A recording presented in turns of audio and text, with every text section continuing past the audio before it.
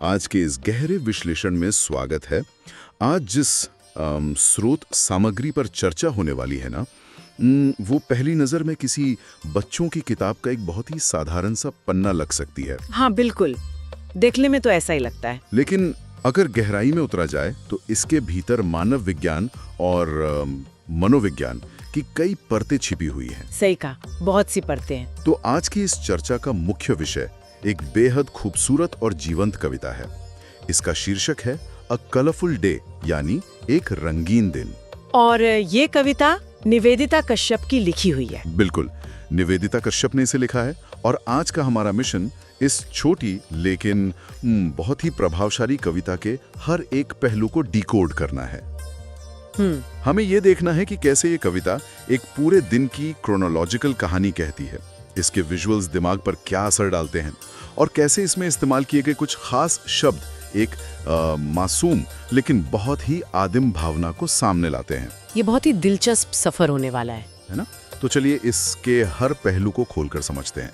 सबसे पहले उस चीज से शुरुआत करते हैं जो बिना कोई शब्द पढ़े ही सबसे ज्यादा ध्यान खींचती है। आप उस कैनवस की बात कर रहे हैं? हाँ, इस कविता का कैनवस ये सिर्फ सफेद पन्ने पर छपे काले अक्षरों का समूह नहीं है।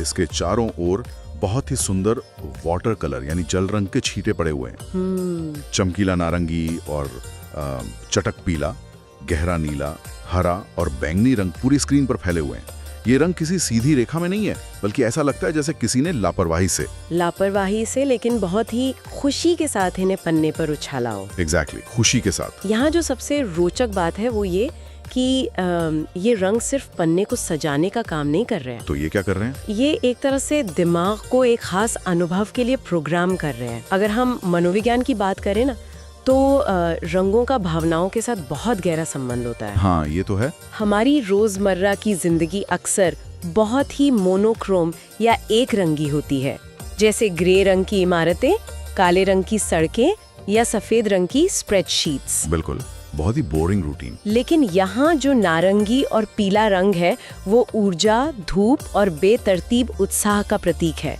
नीला और हरा रंग गहराई और ताजगी लाते हैं और बैंगनी रंग एक तरह के जादुई एहसास को दर्शाता है। वह अवचेतन मन को यह संदेश देता है कि ये कविता किसी भी तरह के बंधनों के बारे में नहीं है। मतलब कोई नियम नहीं है? बिल्कुल कोई नियम। ये एक पूरी तरह से रंगों में डूबे हुए स्वतंत्र अनुभव के बारे में है।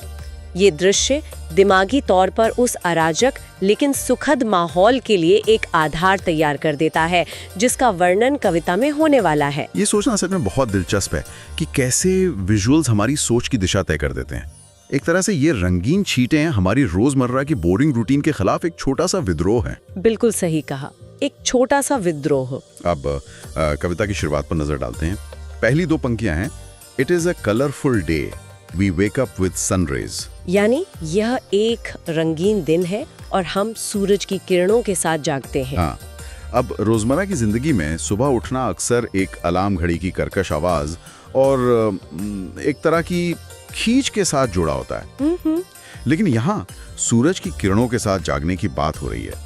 ये कोई मजबूरी नहीं लग रही, बल्कि एक बहुत ही प्राकृतिक और उत्साह से भरी हुई शुरुआत है। अगर हम इसे बड़े परिप्रेक्ष्य में देखें तो सूरज की किरणों के साथ जागना प्राकृतिक लय के साथ पूरी तरह से सिंक होने का प्रतीक है। हाँ, बचपन के उन खास दिनों को याद किया जा सकता है जब किसी बड़े उत्साह या किसी खास त्योहार का दिन होता था। उन दिनों शरीर को किसी अलार्म की जरूरत नहीं पड़ती थी, नींद अपने आप खुल जाती थी।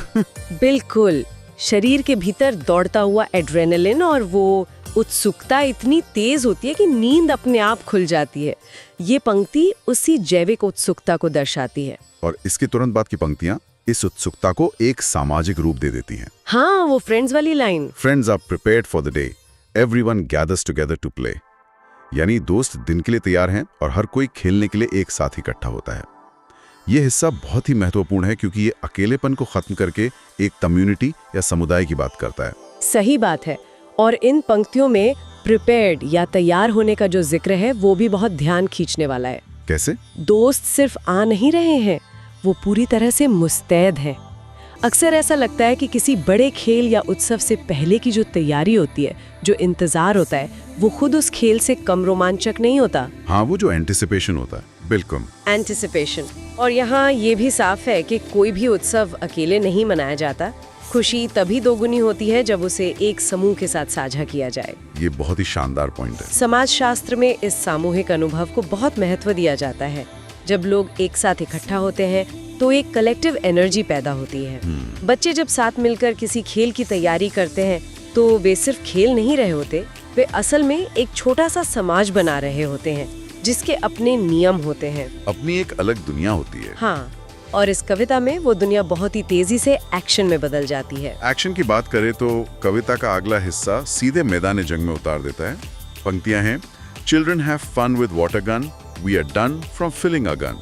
बच्चे अपनी पानी की बंदूकों के साथ मजा कर रहे हैं और बंदूकों को भरने का काम पूरा हो चुका है। आज की डिजिटल युग में जहाँ ज्यादातर खेल स्क्रीन तक सिमट गए हैं, ये शारीरिक और एकदम ठोस खेल का दृश्य बहुत ही ताज़ा लगता है। बिल्कुल, पानी की बंदूकें भर चुकी हैं, जिसका सीधा सा मतलब है कि अब सिर्फ भाग दौड़, छिपना और पानी की बौछारें बाकी हैं। ये पंक्ति उस छोटे से ठहराव को भी दिखाती है जो हर तेज खेल के बीच में आता है। ठहराव? कैसा ठहराव? जैसे ही जब पानी खत्म हो जाता है, बच्चे वापस स्रोत तक जाते हैं, अपनी बंदूकें भरते हैं और एक दूसरे को चेतावनी देते हैं कि मैं तैयार हूँ। ये बच्चों की दुनिया का अपना एक छोटा सा युद्ध क्षेत्र है। हाँ, एक मजेदार युद्ध। लेकिन इस युद्ध में कोई द्वेष नहीं है, सिर्फ एक बहुत ही शुद्ध किस्म का आनंद है। ये वो शारीरिक खेल है जो बच्चों के नर्वस सिस्टम को पूरी तरह से जगा देता है। वे दौड़ रहे हैं, बच रहे हैं, योजनाएं बना रहे हैं। ये सब बहुत ही तेज गति से हो रहा है और इसमें शरीर की पूरी ऊर्जा खर्च हो रही है। अब यहाँ बात सच में बहुत दिलचस्प हो जाती है। इतनी ऊर्जा खर्च करने के बाद क्या होता है, इसे बताने के लिए लेखिका ने जिस शब्द का चुनाव किया है वो हैरान करने वाला है। आप प्रे शब्द की बात कर रहे हैं? हाँ, चौथी पंक्ति है, It was such an enjoyable day, now I want to have some prey। यानी ये बहुत ही मजेदार दिन था, अब मुझे कुछ शिकार चाहिए। प्रे यानी शिकार। एक बच्चों की कविता में इस शब्द का इस्तेमाल पूरी तरह से अप्रत्याशित है। ये सच में एक बहुत ही महत्वपूर्ण सवाल खड़ा करता है कि निवेदिता कश्यप ने इस विशिष्ट शब्द को ही क्यों चुना। वही तो। प्रे शब्द आमतौर पर जंगल के संदर्भ में जंगली जानवरों के लिए इस्तेमाल होता है। साहित्यिक तौर पर देखा जाए तो ये डे के साथ तुकबंदी यानी राइम मिलाने का एक तरीका हो सकता है। हाँ, डे और प्रे। लेकिन अगर हम इसके मनोवैज्ञानिक पहलू की गहराई में जाएं, तो ये बहुत कुछ कहता है। दिन भर की कड़ी मस्ती और शारीरिक मेहनत के बाद लगने वाली भूख कोई साधारण भूख नहीं होती। बिल्कुल नहीं। ये एक बहुत ही आदिम, एक प्राइमल भूख होती है। इस आदिम भूख वाले विचार को थोड़ा और विस्तार देते हैं।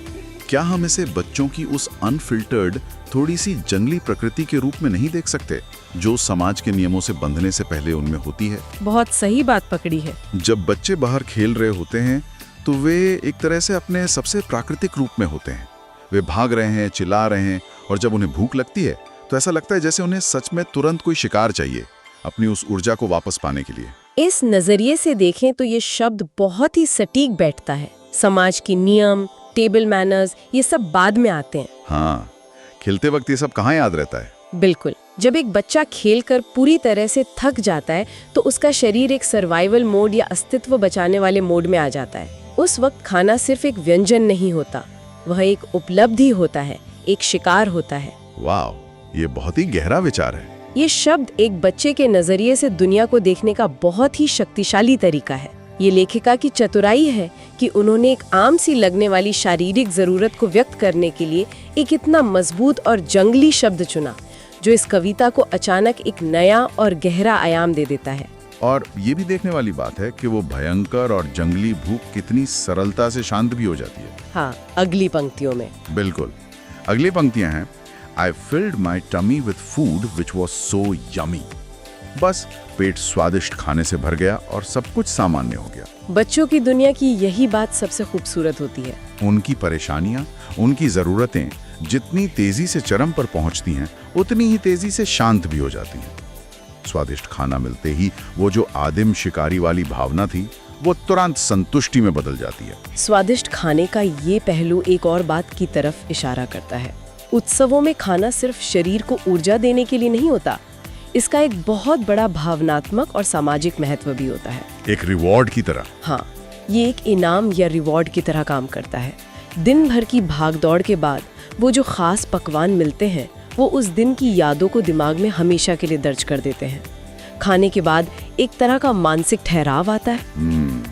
लेकिन कविता का कैमरा इस ठहराव के बाद तुरंत फिर से बाहर के दृश्य की ओर मुड़ जाता है। हाँ, वो रंग वाला दृश्य। Everyone is colorful around, no one you'll clean found। यानी हर कोई रंगों में रंगा हुआ है, कोई भी साफ नहीं मिलेगा। ये दृश्य अपने आप में बहुत ही सिनेमाई है।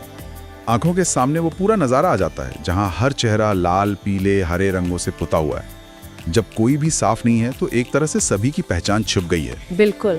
आप किसी को देखकर ये नहीं बता सकते कि वो कौन है, कहाँ से आया है। इस दृश्य को अगर हम समाजशास्त्र के एक बहुत ही मशहूर सिद्धांत से जोड़कर देखें तो ये और भी गहरा हो जाता है। कौन सा सिद्धांत? रूसी दार्शनिक मिखाइल बाख्तिन ने एक कंसेप्ट दिया था जिसे कार्निवलेस्क कहा जाता है। कार्निवलेस? हाँ, उनके अनुसार उत्सव या त्योहार वो समय होते हैं जब समाज के सारे सामान्य नियम, सारे पदानुक्रम या हायरार्की कुछ समय के लिए रद्द कर दिए जाते हैं। अच्छा। सामान्य दिनों में जो लोग समाज के अलग अलग स्तरों पर होते हैं, कोई बहुत अमीर होता है, कोई गरीब होता है, कोई बहुत ताकतवर होता है, उत्सव के दौरान वो सब एक ही स्तर पर आ जाते हैं। तो एक तरह से ये रंग समाज के उन सभी कृत्रिम भेदों को मिटाने का काम कर रहे हैं। जब हर कोई रंगों से सना हुआ है तो कोई भी अलग नहीं है। एकदम सही। ये एक बहुत ही रेडिकल या कहें कि क्रांतिकारी समानता का दृश्य है। एक बच्चे के नजरिए से ये एक ऐसी दुनिया है जहाँ कोई छोटा बड़ा नहीं है, सब उस एक रंगीन अराजक भीड़ का हिस्सा है। कोई भी साफ नहीं मिलेगा का मतलब ये भी है कि इस उत्सव की ऊर्जा से कोई अछूता नहीं रह सकता। ये खुशी इतनी संक्रामक है कि ये हर किसी को अपने रंग में रंगी लेती है। और इसी समानता और अराजकता के बीच कविता अपने सबसे आखिरी और शायद सबसे चौंकाने वाले हिस्से पर पहुंचती है। हाँ, अंतिम पंक्तियां। I saw a child licking lolly. It is the festival Holi. मैंने एक बच्चे को लॉलीपॉप चाटते हुए देखा। ये होली का त्योहार है। पूरी कविता में जिस तेज गति और सामूहिक शोर का वर्णन किया गया था, ये अंत उसके बिल्कुल विपरीत है। ये सच में एक बहुत ही शानदार रचनात्मक फैसला लगता है। इसे एक तरह का कैमरा जूम आउट और फिर अचानक एक छोटी सी चीज पर जूम इन करना कह सकते हैं। बहुत अच्छा उदाहरण। एक तरफ वो पूरा महाकुंभ चल रहा है, रंग हवा में उड़ रहे हैं, पानी की बंदूकें चल रही हैं, हर कोई रंगों में सना हुआ भाग रहा है, और दूसरी तरफ उस पूरे शोर शराबे के बीच एक बच्चा शांति से खड़ा अपनी लॉलीपॉप में मगन है। इस दृश्य में एक बहुत ही गहरी मनोवैज्ञानिक सच्चाई छिपी है। इसे व्यक्तिवाद बनाम सामूहिकता या इंडिविजुअलिज्म वर्सेस कलेक्टिव के नजरिए से समझा जा सकता है। वो कैसे? जब इंसान एक बहुत बड़ी भीड़ या बहुत बड़े उत्सव का हिस्सा होता है तो अक्सर एक सेंसरी ओवरलोड या इंद्रियों पर बहुत ज्यादा बोझ पड़ने की स्थिति पैदा हो जाती है। इतने सारे रंग, इतनी आवाजें, इतनी हलचल। हाँ, दिमाग थकने लगता है। ऐसे में इंसान का दिमाग एक शांत कोना ढूंढने की कोशिश करता है। उस बच्चे के लिए वो लॉलीपॉप सिर्फ एक कैंडी नहीं है, वो उस अराजकता के बीच खुद को शांत करने का, खुद को ग्राउंड करने का एक तरीका है। ये बहुत ही सटीक बात है। इतने बड़े और ऊर्जावान त्योहार के बीच एक बच्चे का अपनी छोटी सी दुनिया में अपनी उस लॉलीपॉप की मिठास में पूरी तरह से खो जाना एक बहुत ही गहरी शांति का एहसास कराता है। ये यह भी दिखाता है कि खुशी कोई एक तय पैमाना नहीं है। किसी के लिए खुशी पानी की बंदूक लेकर पूरी भीड़ के पीछे भागने में है, तो किसी के लिए बस एक किनारे खड़े होकर शांति से अपनी मनपसंद चीज का स्वाद लेने में है। और इसी पंक्ति में जाके अंततः ये खुलासा होता है कि ये पूरा दिन किस बारे में था।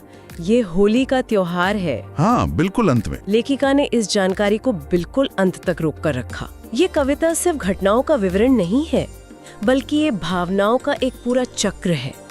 सुबह जागने की ताजगी से लेकर खेल की उस आदिम भूख तक, और फिर रंगों में सराबोर होने की उस समानता से लेकर एक लॉलीपॉप की शांति तक। तो अगर इस पूरी चर्चा को समेटने की कोशिश की जाए तो ये साफ हो जाता है कि निवेदिता कश्यप की ये कविता सिर्फ बच्चों के लिए लिखे गए कुछ शब्दों का समूह नहीं है। बिल्कुल नहीं। ये मानव व्यवहार का एक बहुत ही सुंदर क्रोनोलॉजिकल सफर है। ये हमें याद दिलाती है कि हमारे भीतर वो आदिम शिकारी और वो बेफिक्र बच्चा आज भी मौजूद है, जिसे बस एक सही उत्सव, एक सही रंगीन दिन का इंतजार रहता है। हाँ। ये कविता दिखाती है कि कैसे पानी की एक साधारण सी बंदूक और खाने की एक प्लेट किसी के पूरे दिन को एक महाकाव्य में बदल सकती है। और शायद यही कारण है कि ये छोटी सी कविता इतने गहरे अर्थ समेटे हुए है।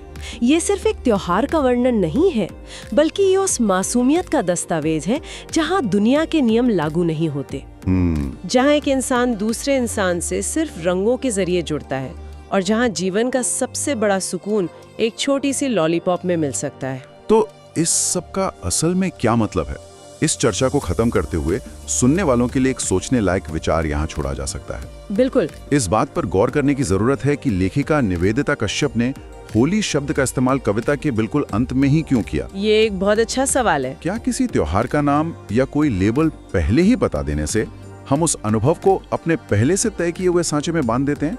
अगर शुरुआत में ही बता दिया जाता कि ये होली है, तो शायद दिमाग सीधे पारंपरिक विचारों की तरफ चला जाता। हाँ, हम उन रंगों और पानी की बंदूकों को बस एक रस्म की तरह देखने लगते हैं। शायद इस नाम को अंत तक रोक के रखने के पीछे लेखिका का मकसद यही था कि पहले उन रंगों, उस पानी की बंदूक की बौछार, उस आदि भूख और उस मासूम मस्ती को बिना किसी पूर्वाग्रह, बिना किसी लेबल के महसूस किया जाए। एकदम एक छोटे बच्चे की तरह। बिल्कुल, एक छोटे बच्चे की तरह जो हर अनुभव को पहली बार महसूस करता है, और जब वो खुशी पूरी तरह से नसों में दौड़ने लगे, तब जाकर पता चले कि असल में ये होली है। अक्सर नाम और लेबल चीजों को छोटा कर देते हैं, लेकिन जब अनुभव पहले आता है तो उसका असर कहीं ज्यादा गहरा होता है। श्रोताओं के लिए ये बात जरूर विचार करने लायक है। इसी गहरे विचार के साथ आज का ये विश्लेषण यहीं समाप्त होता है।